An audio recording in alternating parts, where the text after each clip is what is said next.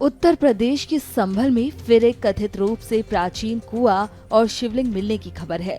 आप देख सकते हैं कि जेपीसी से खुदाई की जा रही है, जिसके बाद कुएं की दीवार हल्की सी दिखना शुरू हुई है।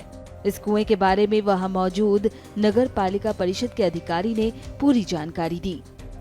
स्थानीय लोगों के माध्यम से पता चला कि पीडब्ल्यूडी गेस्ट हाउस के सामने एक कुआं है, तो उस कुएं की खुदाई हो रही है। पूर्ण खुदाई के बाद ही स्पष्ट हो पाएगा कुएं की प्रकृति क्या है। क्या शिकायत नहीं, शिकायत नहीं है। जिलाधिकारी महोदय के मौखिक आदेश पे खुदाई हो रही है।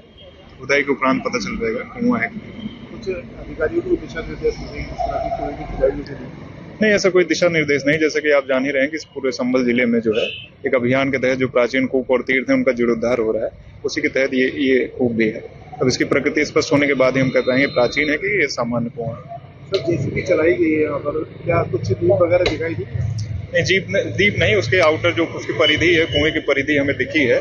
अब जो है मैनुअली खुदाई होगी, चूंकि कुआं बहुत बड़ा नहीं है तो जेसीबी से उसको नुकसान हो सकता है, इसलिए हम मैनुअली खुदाई करेंगे, बैरिकेडिंग लगा के। इस कुएं के साथ ही एक शिवलिंग मिलने की जानकारी भी सामने आई है। संभल डीएम ने इस मामले पर क्या कुछ कहा, सुनिए। संभल में तहसील है गुन्नौर, उसका एक ब्लॉक है रजपुरा, वहाँ का गांव पहलवाड़ा है।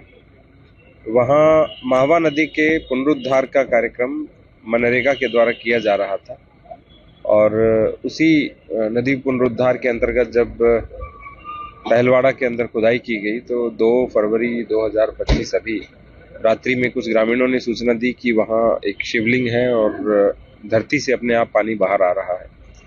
हम यहाँ पे अरेल नदी का पुनरुद्धार कर रहे हैं, पहले सोत नदी का भी पुनरुद्धार किया गया, तो उसी के क्रम में हमने एसडीएम को कहा है कि वो देखे रियल स्थिति क्या है और पता लगा रहे हैं कि वास्तविक स्थिति क्या है।